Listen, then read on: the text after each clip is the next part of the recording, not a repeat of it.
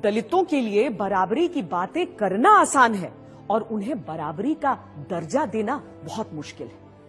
अछूतों को समाज में बराबरी का दर्जा देने के लिए आरक्षण के सवाल पर सभा बंटी हुई थी। ऐसे कई सदस्य थे जो ऐसा मानते थे कि अगर आरक्षण को लागू किया गया तो देश अगड़ों और पिछड़ों में बंट जाएगा। इसीलिए सार्वजनिक तौर पर भी और निजी तौर पर भी आंबेडकर को यह समझाने का प्रयास चल रहा था कि आप आरक्षण की मांग को छोड़ दीजिए। भीमराव, आपसे एक बात करनी थी। जी बोलिए। आपने तो देखा ही है सभा में कितने लोग सरकारी नौकरियों में आरक्षण का विरोध कर रहे हैं। अब अगर शेड्यूल कास्ट और शेड्यूल ट्राइब वालों को आरक्षण दिया गया तो आप तो जानते ही हैं फिर सिख, ईसाई, पारसी, मुसलमान कोई पीछे नहीं रह जाएगा। हाँ, मगर सिख, ईसाई, पारसी, मुसलमान या किसी और का मुकाबला अनुसूचित जनजातियों के साथ नहीं हो सकता। ये सारी जातियां पैसे वाली भी हैं और सोशली सिक्योर्ड भी। ठीक बात है, पर अगर एक बार आरक्षण का दरवाजा खुल गया तो देखिएगा सभी लोग अपना हक मांगेंगे और हिंदुओं के लिए सरकारी नौकरियों में जगह नहीं बचेगी, जबकि संख्या में वो सबसे ज्यादा है। आप चाहते क्या हैं? सिर्फ मैं ही नहीं, सरदार पटेल भी यही चाहते हैं कि हो सके तो संविधान में आरक्षण की बात ही हटा दी जाए। मेरे रहते संविधान से आरक्षण नहीं हटने वाला, चाहे आप कितना भी जोर लगा लें मुंशी जी। पर कोई रास्ता तो हो सकता है ना? हाँ, एक रास्ता है। मैं ही हट जाता हूं संविधान की ड्राफ्टिंग कमेटी से। अरे फिर आप लोग जैसा चाहें वैसा संविधान बना लीजिएगा। सुनिए भीमराव, भीमराव सुनिए तो। डॉक्टर आंबेडकर को लगा कि जिन दलितों की लड़ाई वो लड़ रहे हैं, अगर उनको ही जीने का अधिकार नहीं दिला पाए तो फिर संविधान सभा में रहने का फायदा क्या है।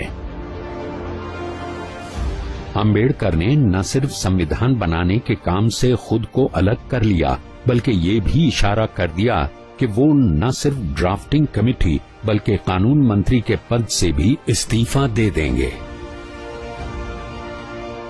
इससे ऐसी खलबली मची कि आंबेडकर को मनाने खुद सरदार पटेल उनके घर पहुंच गए।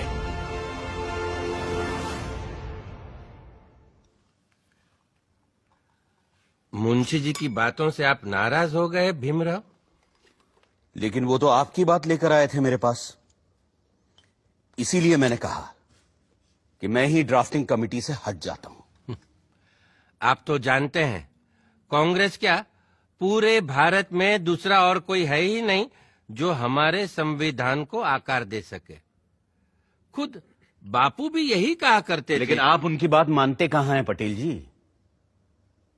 गांधी जी पिछड़ों को रिजर्वेशन देने की मेरी तजवीज से सहमत थे। पंडित नेहरू ने तो खुद पंडित होते हुए भी यह कहा कि सदियों से हिंदुओं ने निरीह अछूतों और आदिम जातियों को बेबसी, दरिद्रता और अशिक्षा में रखा। फिर अगर हमें उन्हें सबके साथ बराबर लाना है तो हमें उन्हें स्पेशल ट्रीटमेंट देना ही होगा। आपकी बात सही है, पर आप तो जानते हैं कि बड़े पदों पर हम मेरिट के आधार पर ही लोगों को ले पाएंगे।